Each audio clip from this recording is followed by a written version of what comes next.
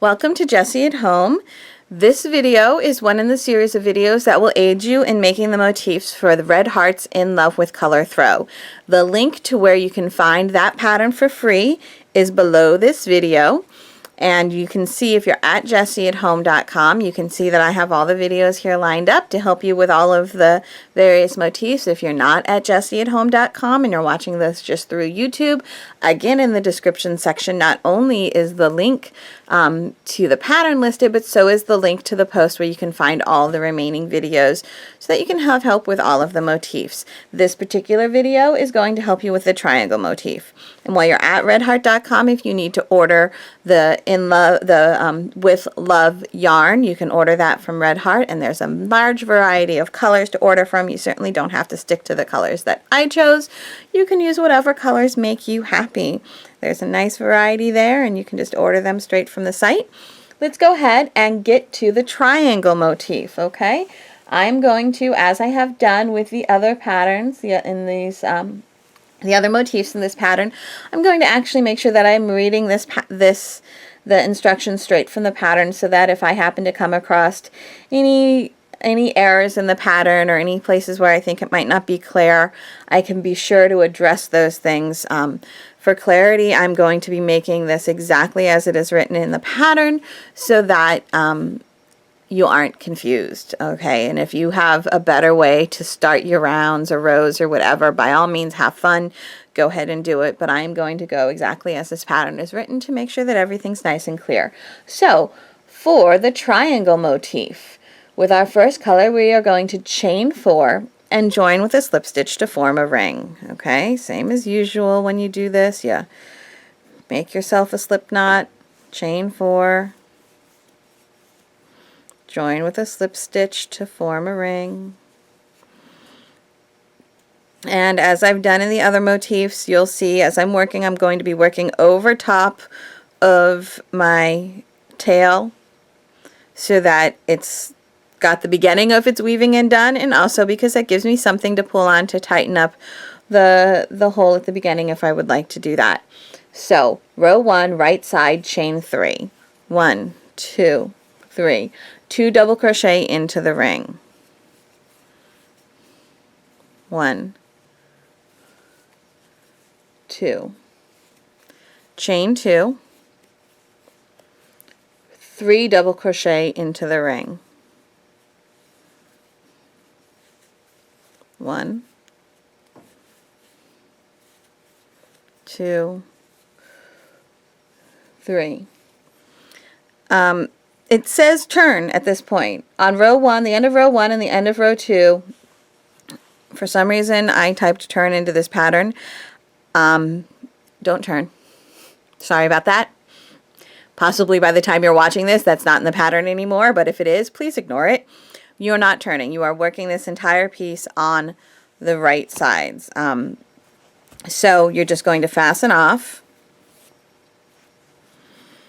You are going to rotate, and possibly that's what I meant. I just hadn't had enough coffee and used the wrong word. I'm not really sure.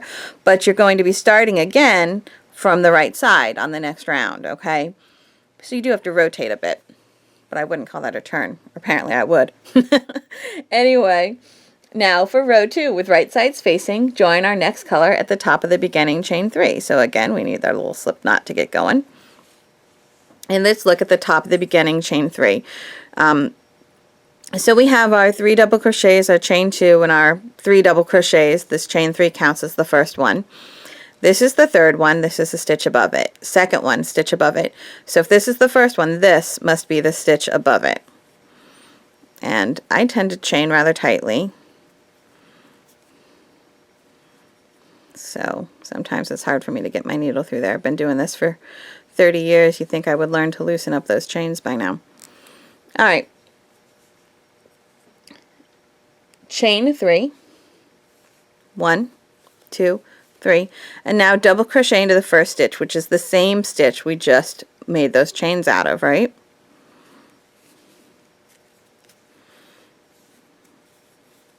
There you have it.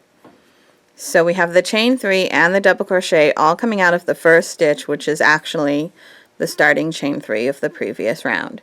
Now we're going to make one more double crochet into the next stitch.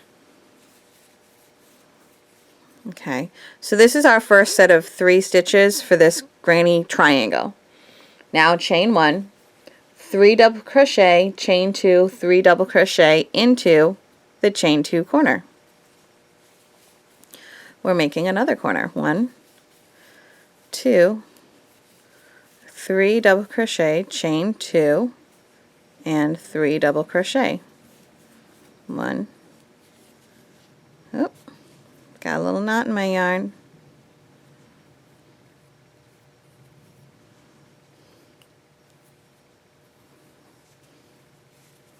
2, 3.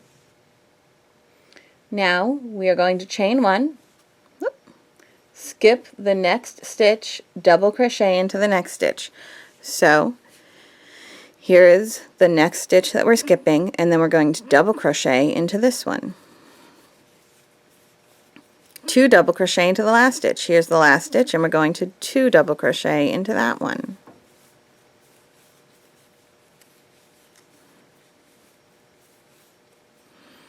And fasten off.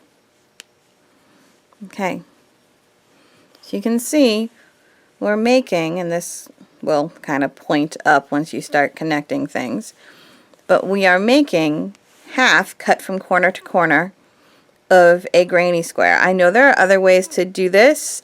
A lot of the ways that I normally do a shawl, it actually gives it wings, so it kind of makes it a little bit more than a half, which is great for a shawl because it hugs your shoulders, but not so great when we actually need the true triangle.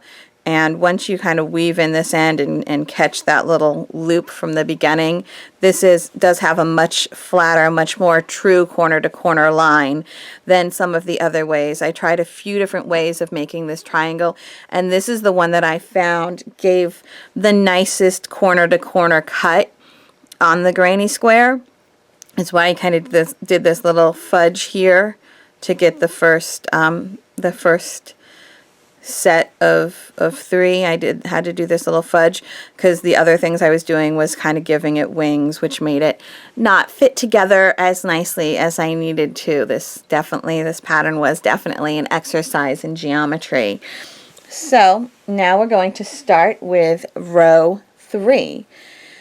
With row 3, again with right side facing. Okay, so again, if it still says turn in the pattern at the end of row 2, please disregard that. I am sorry.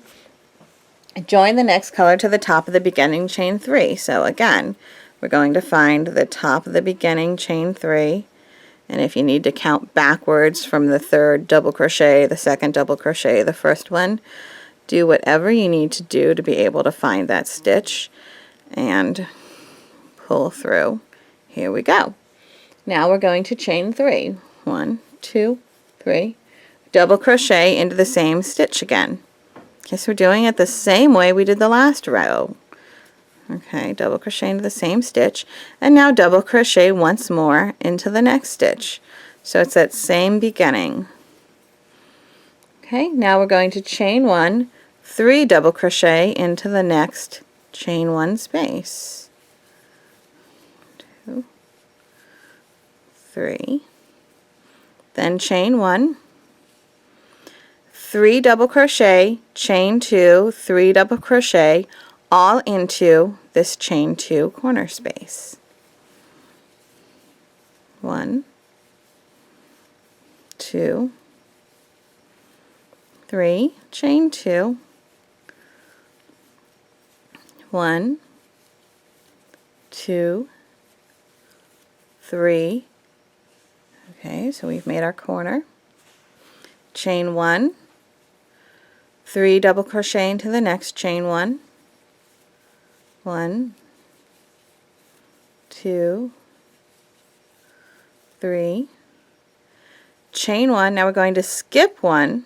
We're not going to work into this double crochet, we're going to double crochet into the next stitch. So we're skipping this one, double crocheting into this one, and then 2 double crochet into the last one. just like we did with the previous row.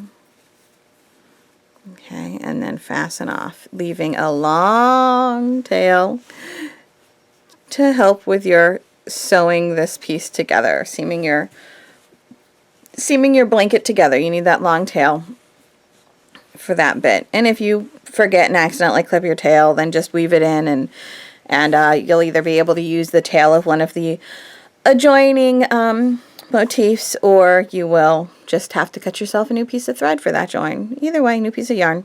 Either way, it's all good. Don't stress about it if you forget. So there you have your triangle for the In Love with Color throw.